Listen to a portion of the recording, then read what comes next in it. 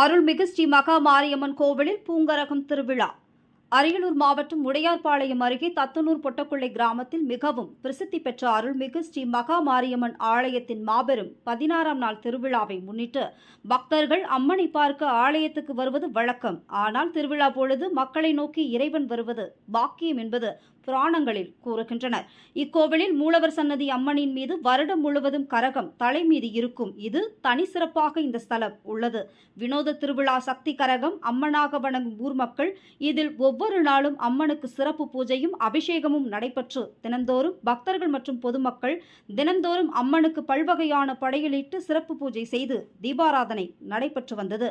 கோவில் திருவிழா பொழுது மலர்களால் அலங்கரிக்கப்பட்ட கரகம் திருவீதி உலா நடைபெற்றது. ஊர் மக்கள் கரகத்தை வணங்கி ஸ்ரீ மகா மாரியம்மன் தரிசனம் செய்தனர்.